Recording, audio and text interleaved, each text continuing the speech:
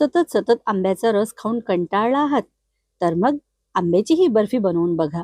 अगदी तोंडात टाकताच विरघळणारी आंब्याची बर्फी मी बनवून तयार केलेली आहे. अगदी काही मिनिटातच ही आंब्याची अप्रतिम चवीची बर्फी बनवून तयार होते. याला साहित्य व वेळ दोन्ही सुद्धा कमी लागतात. माझ्या घरी तर ही बर्फी सर्वांनाच खूप आवडली. तुमच्या घरी सुद्धा ही रेसिपी सगळ्यांना आवडेल. चला तर झटपट आंब्याची बर्फी बनवायला सुरुवात करूया. मँगो मिठाई बनविण्याकरिता मी इथे 400 ग्रॅम वजनाचे पिकलेले आंबे घेतलेले आहेत.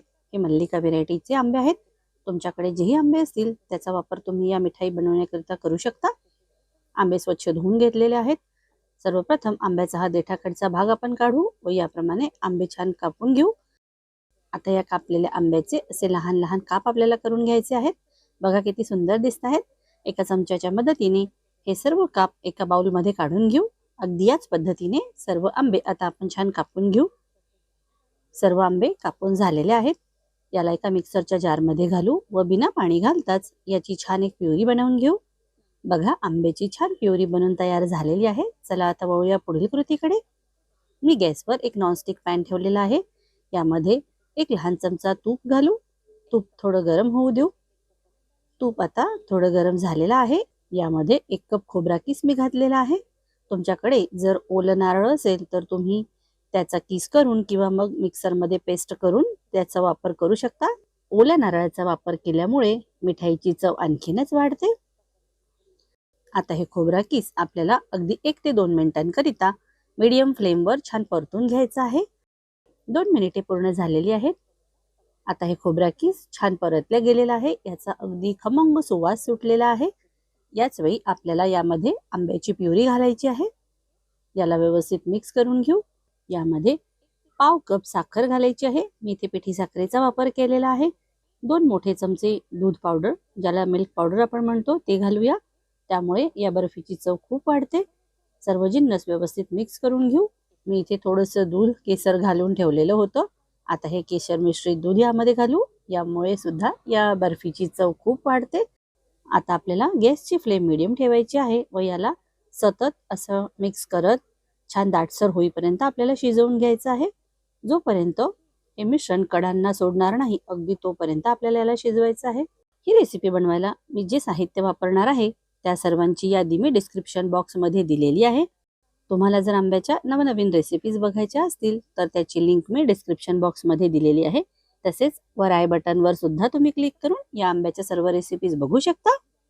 तुम्ही कधी विचार केला आहे का की जेव्हा आपण हॉटेलची मिठाई आणतो तर ती अगदी मऊ असते व आपण घरी कुठलीही मिठाई बनवतो तर ती अगदी हॉटेलप्रमाणे बनत नाही. याचं सिक्रेट आज मी तुम्हाला सांगणार आहे. माझ्याकडे हे लिक्विड ग्लुकोज आहे. 1 चमचा लिक्विड ग्लुकोज मी यामध्ये घालणार आहे. याला व्यवस्थित मिक्स करून घेऊ. लिक्विड ग्लुकोज घातल्याने मिठाईचं जे टेक्स्चर आहे ते अगदी मऊ बनतं. याला व्यवस्थित मिक्स करून घेऊ.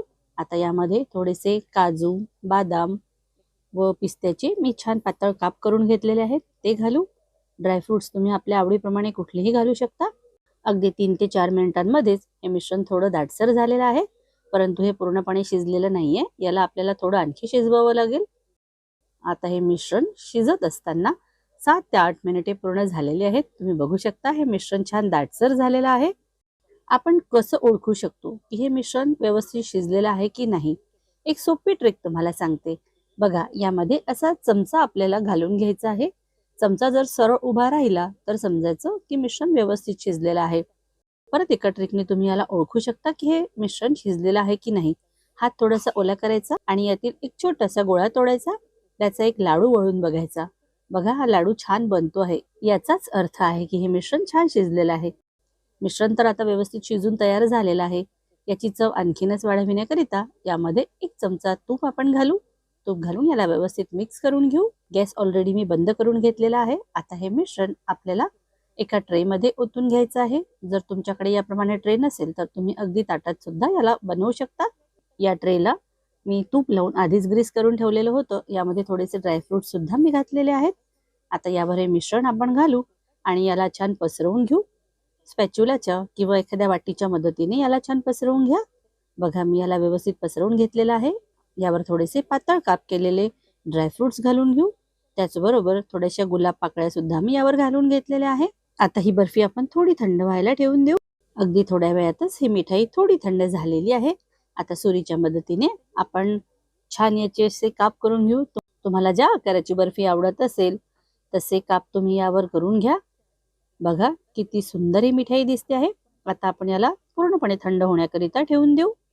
चला आता आपली मिठाई पूर्णपणे थंड झालेली आहे. मी एक स्पॅच्युला घेतलेला आहे. याच्या मदतीने याच्या कडांना थोडंसं असं सोडून घेऊ आपण, जेणेकरून मिठाई अगदी व्यवस्थित निघेल.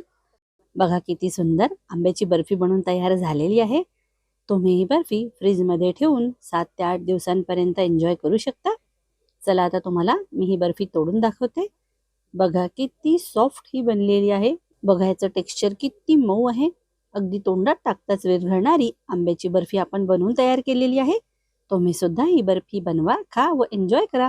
तुमच्या घरी ही बर्फी कोणाकोणाला आवडली मला कमेंटद्वारे कळवायला अजिबात विसरू नका. तुम्हाला जर आजची ही रेसिपी आवडली असेल तर व्हिडिओला लाईक करा, चॅनलला सबस्क्राईब करा व तुमच्या मित्रमंडळींबरोबर या चविष्ट रेसिपीला नक्की शेअर करा. व्हिडिओ पूर्ण बघण्याकरिता आपल्या सर्वांचे धन्यवाद. पुन्हा भेटूया एका नवीन व्हिडिओमध्ये एका नवीन रेसिपीसह. तोपर्यंत स्वस्थ रहा, मस्त रहा आणि आपली काळजी घ्या.